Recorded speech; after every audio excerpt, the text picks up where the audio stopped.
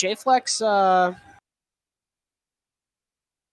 it's weird. J-Flex was like, he was one of the first players I wanted to beat when I was on the come up. Interesting. And you didn't play him that much though, right?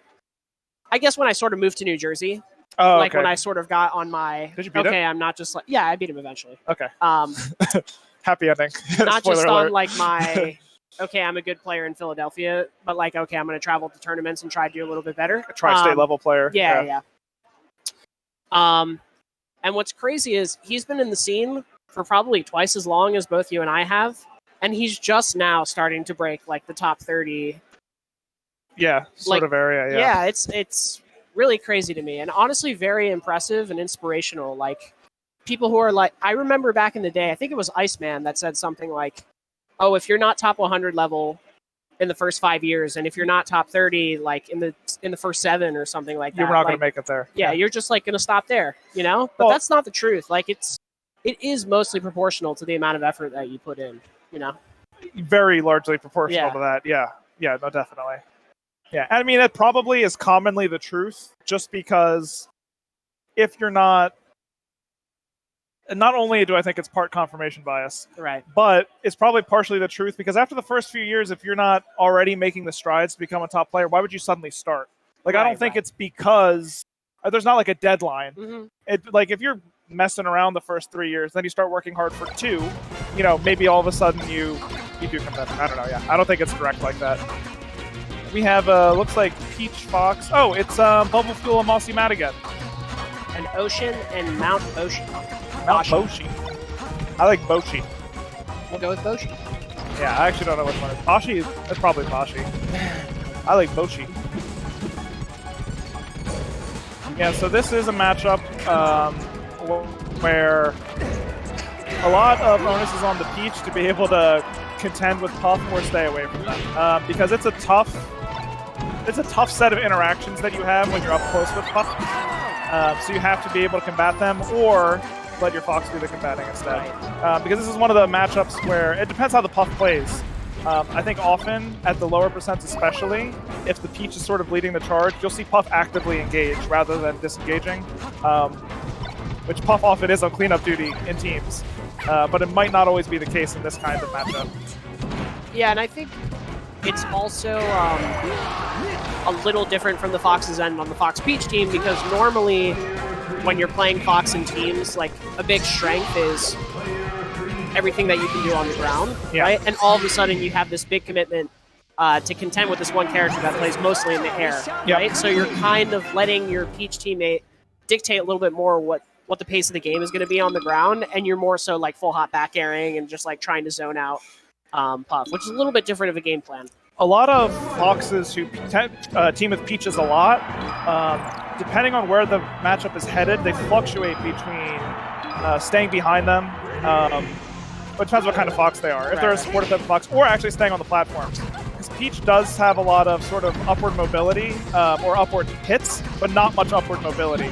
So in order to cover that area for her, you know, we'll see what kind of style Mount. Oh no, not Mount Boshi. I think it's Ocean has. Is that the one? Ooh, a 1, 2, 3, 4 team. Ooh. Are there neutral spawns? I haven't actually seen it. I don't know. Interesting. Nice little pickup there from, I believe we said BubbleFuel was the boss, right? I think so. Alright. I'm going with it. Wow, what a combo. Disgusting. Unfortunately sacrifices their own life, but what a team combo from the blue team. That was sick.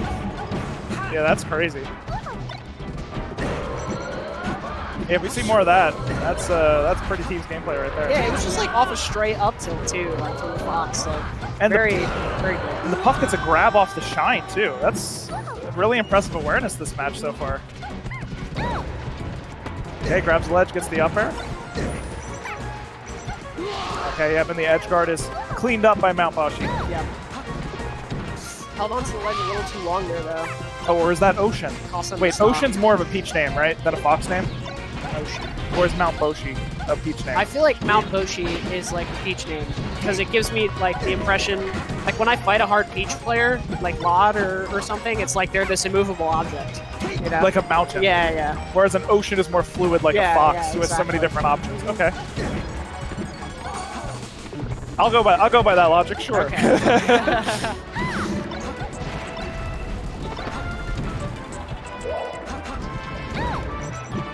Nice. Yeah, you know, usually the fox who's above the other one is going to win that aerial battle, but it's actually the blue fox in this case that comes out on top from beneath. Yeah, it just feels like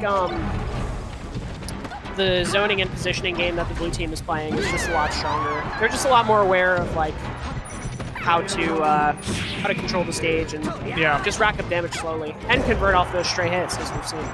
Well, it's something, if you're the green team, you really have to base the way you position in teams around the Peach, because they are, like you were saying, immovable. You can put out so many hitboxes, and of course the lag is low thanks to float canceling. They can really control a small area of the stage with a lot of strength, whereas Fox actually kind of struggles at that. That's his one weakness in teams, is he can't just control an whole area as easily. The other weakness being he can be edge-guarded like that, and now it's a 2v1. And one of Puff's strengths, respectively, right? Like, being one of those characters where, you know, if I'm Falcon and I'm throwing myself off the stage to edgeguard, like, goodbye to my stock, you know? But Puff can do that pretty freely, so. Yeah, that's really one of the huge reasons. Oh my god. Oh, that was sick. That's ruthless. That was really sick. No mercy from the blue team. Yeah, their team's punishes were really strong in game one. I mean, we already watched them once, and maybe it was against Dawson and Soap, right? Yeah. Yeah, maybe that's part of the reason, is that Dawson, especially Soap, was all over them, and Dawson was always there for the pickups. But they've got the team stuff on lock. Those punishes looking strong. It's funny because, like, I forget which like prominent teams player said it, but they're like, oh, everybody pops off through the team combos, but that's like the least exciting part, you know, because it's like you can kind of just hit those. But I don't know, they're just exciting to watch. Like, it's just cool to see an interesting. The really high level teams, maybe that's true, but at this level, like sometimes you have a team combo and you don't go for it or get it. You know what I mean? Yeah. So just the fact that you're able to convert. I mean, and they also look really cool, right? Yeah. So that's part of it. Yeah, the whole like positioning, your choice. There's this whole thing that doesn't exist in singles, and I mean it exists in not in other fighting games so much, but in other like shooters or MOBAs or whatever, where you get to choose who the tip of the spear is and who the handle is at different points in the game, right? Like depending on what your percent is, what your opponent's percent is, what kind of positions you have, maybe even like what kind of formations you have built into your game plan. Some teams do that. You can totally change what's happening, which is not how singles works at all. So it's this whole interesting facet, and I think that's probably, which I don't remember what the person you're talking about, probably sort of what they were getting at. There's so much other stuff in teams that requires so much thought. Oh, gets the backer pickup, unfortunately. Yeah, so this is something that happens as Fox too. You trust your teammate innately, right? Like that's part of the game plan. But sometimes you're just like, Peach can't go pick that up. I'm gonna run all the way over there. Yeah. And then they do pick it up, and all of a sudden you've run too far to like get the final hit. That could have been Peach back spare to like up smash or grab or up tilt or something. Instead, you know, they just ran a little too far. Yeah, I do really like that the Puff player went for the back throw there. Like, I think trying to set up those kinds of situations as much as possible, where like you can either snap aside the 2v1 the opponent or go for the edge guard is really good as Puff. Yeah. Nice back air. Actually, very quick reaction to full hop double jump back air there in time. Yeah, it's something interesting. I don't think I thought a lot about teams in my life. I don't know if I've thought about how good different characters are at setting up favorable situations versus a character like Fox, who I think maybe isn't as good as that, but's really good at breaking up unfavorable ones. Yes, absolutely. Yeah, I never really thought. Maybe he's probably the best at that. Yeah, well, I'm almost definitely. Yeah, that's interesting. And you know, Fox Peach as a team probably.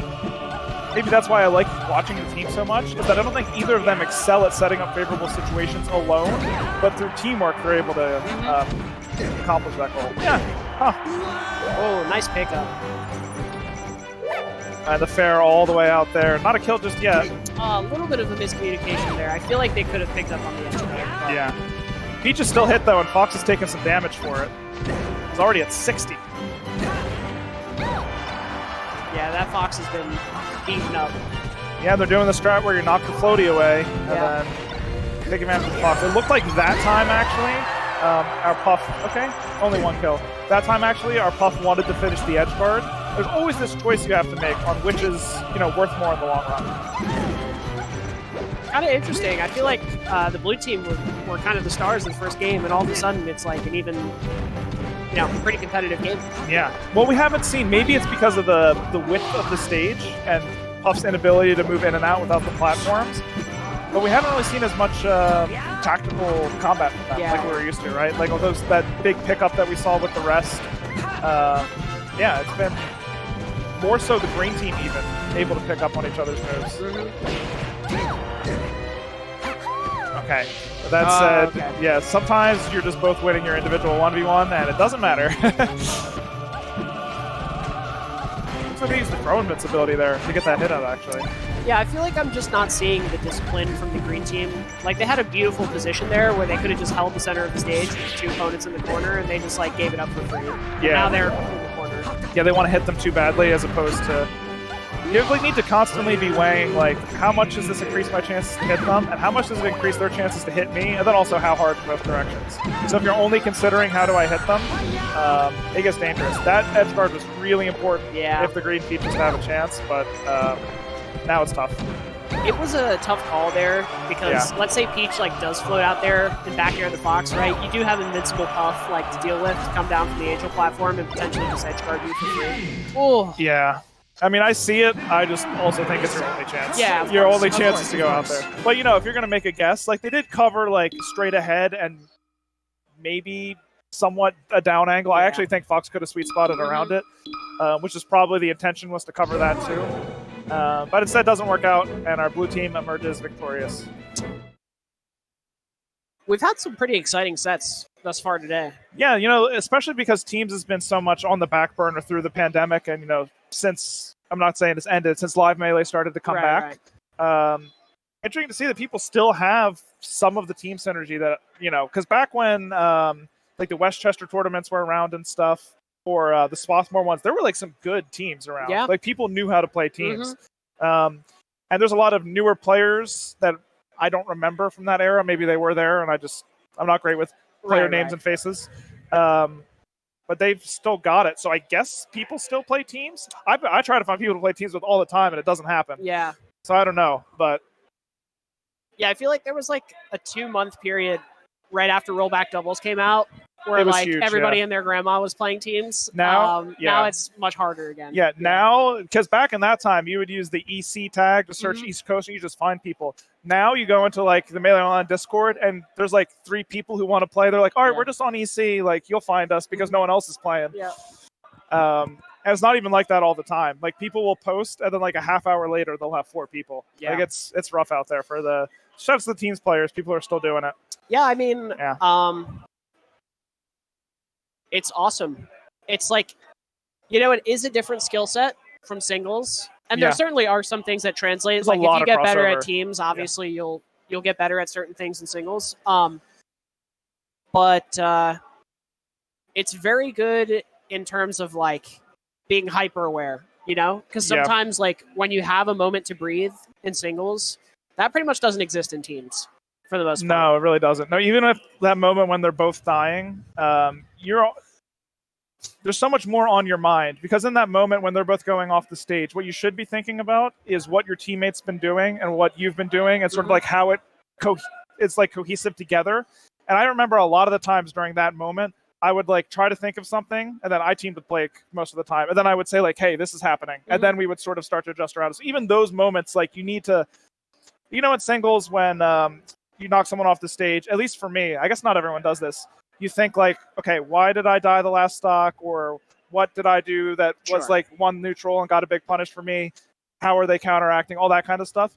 You're sort of doing that in teams, but in more dimensions, right? Because it's not only what am I doing, what's my partner doing, it's what are we doing together, and the same for the other team. And you have less time usually in general to think about that. So it's really important to use every moment, even if you're not actively combating someone, to think about sort of the flow of the game overall. And because it can be the way you play against the same team comp is totally different. Like, in singles, sure, there's more than one type of fox or whatever, or more than one type of falcon, and you have to play against them a little bit differently. But in teams, like, the matchup can look totally different depending if you're playing a peach fox and the peach is in the front versus the other way around, or if the fox is on the plat or if the peach is on the plat. It's all different. So you have to think about all those different types of scenarios.